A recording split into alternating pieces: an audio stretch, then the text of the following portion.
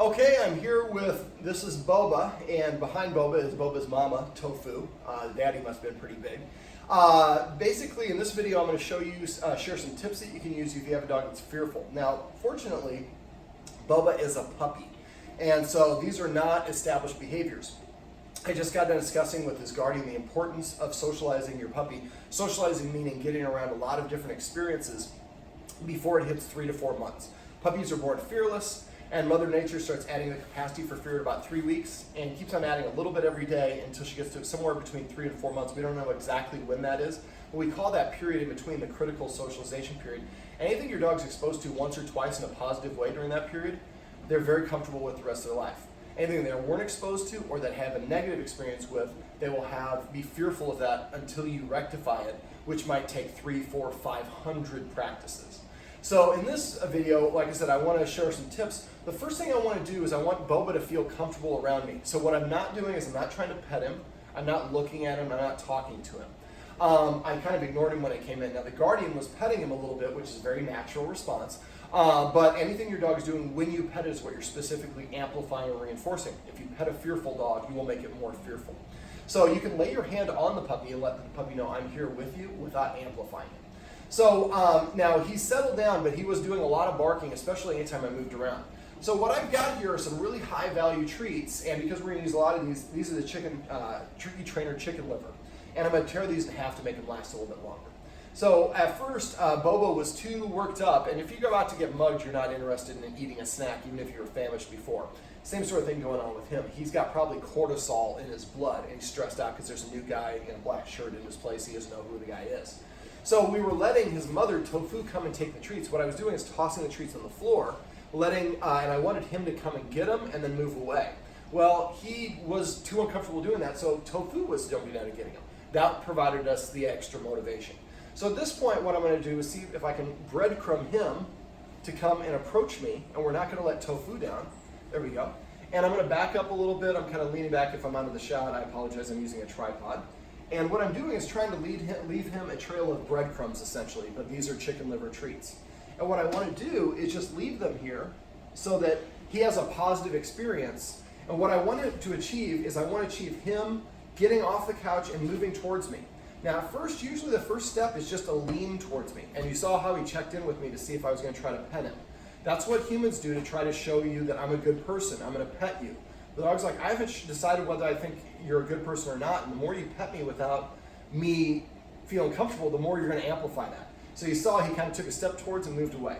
So what I'm going to do is just offer another treat. I want him to come and get it, and then, now we've been doing this, you see how he moved away. Now I did this a little bit before we started filming this, so I have a little bit of benefit. Now you see right there, he's kind of leaning over. You can see his back leg, I call it like it's World Series time. And you can see him leaning towards the treat. That's an indication the dog is uncomfortable. If the dog is stiff or it's leaning far over with its back legs out behind him, that's a good indicator. So what we want to do is keep on doing this until he no longer has the lean or the stiffness. And you see he's kind of lingering at this point, which is what we're looking for. But there you go. He went ahead and took another step back. Now when you're doing this, I've already gotten him to take a treat or two out of my hands, but when you're doing this, you don't want to do that at first.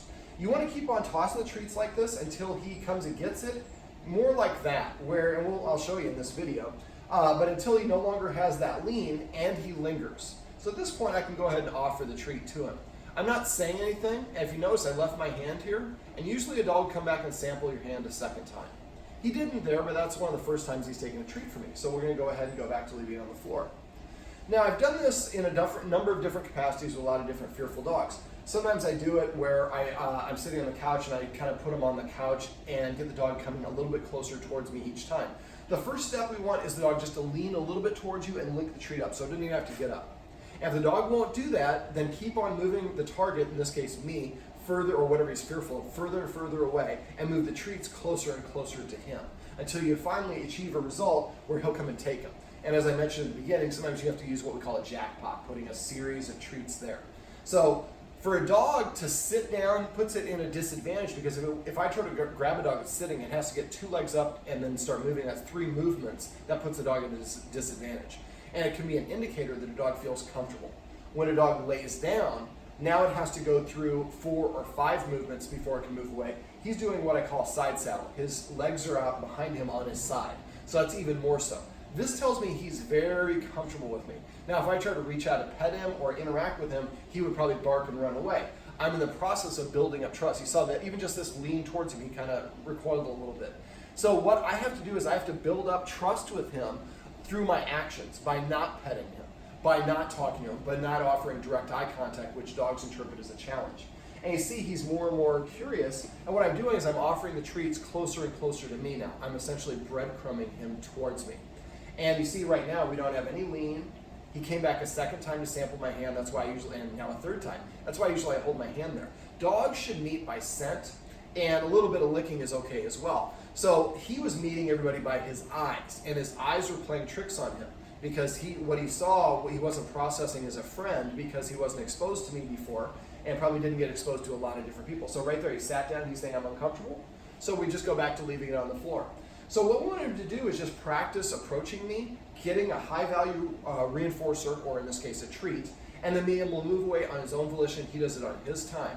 So you saw that time I held the treat a little bit closer to me, he had to take an extra step towards me.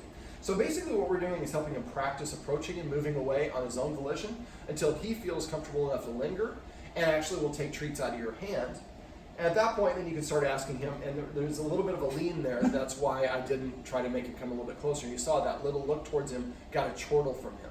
So eye contact can be an issue, and I'm going to show the Guardian a focus exercise off camera. If you're looking at this on doggoneproblems.com, you can always search for that. I've done that video hundreds of times. Sit. Let's see if we can achieve a sit. Sit. Anytime you give a treat and you're using it for training, the dog should hear the command word immediately after the treat goes in their mouth. Now he sat down on command. That's different than if what I talked about earlier, when he sat or lied down on his own, he was telling me through his actions he feels comfortable. If you tell the dog to sit and it sits, it's not as much of an indicator. It is a little bit, but it's not really that much of an indicator because he's just following command. Now if he's really petrified, he won't sit anyways. But if he sits on his own, then that's a way of saying I'm comfortable enough to put myself at a disadvantage around you. I'm trusting you are not going to take advantage of me. And again, you see he's coming back and lingering and checking it out for more and more. So if you have a fearful dog, don't pet it when it's fearful. If it's reacting to something, the best thing you can do is increase the distance until the dog is no longer reacting. And the focus exercise I'm going to show you off camera would be a great way, once you get him further away, to help focusing on you. Dogs only focus on one thing at a time, so if he's focused on the focus exercise, he's not paying attention to people walking by. Sometimes you have to move around a car or a building or something to block the dog's visual line of sight, and then wait for them to settle down. And then as a behaviorist, what I try to do is if a dog fails, doesn't behave the way that I want in a situation, I try to recreate that situation and make it the easiest version possible, and then I break it down into individual steps and help him practice the step number one over and over and over again until he's comfortable with that. Only then do we go to step 2, then to step 3, crash. And then once we've done all the individual steps, then I do all the steps together, but again in the easiest capacity possible. Then I gradually make it a little bit more and more difficult until I get back to that real world situation where the dog failed. So I always want to put the dog in a position to succeed. We never want to force the dog. If I force or restrain a dog when it's fearful, I'm going to amplify it substantially. So anytime he wants to move away from someone, as long as it's safe, make sure you do allow him to move away so he feels like she's listening to me and looking out for me, and if I want to move away, she's going to allow me to do that. If you're like, and a lot of us were like, oh, but this is my neighbor Tony, and Tony's really nice, you're going to sit here and let him pet you. You're just telling the dog, I can't trust you because I'm telling you I'm uncomfortable with it. I know you think Tony's okay, I haven't come to that conclusion. Now the best thing you could do for this sort of setup is at home is a little bit different inside because everything's amplified because he doesn't have a lot of escape routes. Outside will probably be a little bit easier, that's why I was asking about the cheese on the phone. But what we'd like to do is recreate greeting situations like this where he can practice meeting someone, approaching them, getting a reinforcer, moving away, nothing bad happens. And at this point, I've been here for about a half an hour. I have not tried to touch him once. And so make sure that whoever you use is someone who will listen to you. A lot of people, you're like, please don't pet my dog. And they're like, oh, but I'm good with dogs. That's going to backfire. So if that's the sort of person, don't use that person. Use someone who's going to actually listen to you and follow your instructions. And I would have them watch this video first because they mean the best, but they're just in error. And that's a very common mistake, like I mentioned, that people do. Now, for dogs also, they get over process things moving forward, literally. So one of the best things you can do is take him for a walk. Walking is going to be better because now he's outside, so he has a lot of distractions, the sights, sounds, the smells, the seagulls. We're right in Marina Del Rey. And all those things are distractions that helps him stop focusing on what he's fearful of. They're also moving forward, which is how they process things. So that's beneficial in multiple regards. Now, I have two dogs. I'm sure that when one barks, I think we talked about this on the phone, the other one barks. So what you might want to do for Boba initially is start walking him separately so you can give him your full attention, and otherwise they're going to cascade off each other and it's going to amplify it, and you're at a really critical time for him. If you spend a month or two doing this, you can eradicate this problem and not have to deal with it, and then we can walk them together for the next 10 or 15 years. But a lot of people are short-sighted, like, this is what I want now, and then for the next 10 or 15 years, you're going to deal with this, and you're probably going to walk them less and less and feel a little bit embarrassed about it. Now, a couple other things. For dogs, front-facing is confrontational. You see that he's laying down and he's facing me. If he were to lay down where he's sideways to me, that would tell me that he feels more comfortable. If he turned his back to me and lay down without me looking, being able to look at me, that's really what I know he's very, very comfortable. So that matters. Now, when you have people meeting face to face like this might be very confrontational. He might grumble a little bit, but I'm going to go ahead and get down on the ground. Now, I'm going to precede this by giving him a treat to make him feel good about the situation. And this is what I do with a lot of counter conditioning, is I provide the reinforcer before the movement. So I threw the treat, while he's chewing the treat, that's when I reposition down here. So while he's watching me do this, something really good is happening in his mouth, and that makes him feel more comfortable. So when you do get to the point where he's approaching people and moving away, the people should not try to pet him until he's kind of like sitting near them, or maybe initiating contact, nudging him a little bit with his paw. Then they can offer a treat out to their side like I'm doing now. So you want to be facing the same direction as the dog. We're both facing kind of this direction. And I'm offering the treat out to my side in a flat hand, holding up, and I'm not asking him to do anything. And after that, I'm holding my hand out like I talked about earlier, so he comes back and samples it a second or third time. The more that he gets familiar with me through experiences that are positive, the more comfortable he's going to be around me, and the more willing he's going to be to let me pet him or interact with me without feeling fearful. He's not an aggressive dog at all. He is an insecure and a fearful dog, and he's protesting by barking and his other behaviors to say, I'm uncomfortable with this. Well, just like anything else, the more we practice something, the better at it we get. So he needs to practice meeting new people in new situations. Now, a great place to do this would be a park somewhere where there's a lot of space, and we want to set the dog up for success. So before we do the greeting, we would want to make sure that he goes out for a long walk, does some rollerblading. I put rollerblades on and put a harness on my dog and have him pull me. You shouldn't do that for a puppy this age, but you can maybe walk up and down the stairs a couple times in the building before we go to the park. That's a good, or take him for a long walk ahead of time. If we deplete that top level of energy, that makes it a lot easier for him to process things and meet things. Just like if you meet somebody who's had 23 cups of coffee and they're trying to tell you the story, you're like, dude, go home and take a nap and come back and tell me what you want to tell me. So basically, we just want to go slow. We want to help the dog feel empowered. And again, the body mechanics are really important. So whenever possible, the person he's meeting, if we like them to be sitting or kneeling down, turn sideways. And you might have to do that breadcrumb thing going over.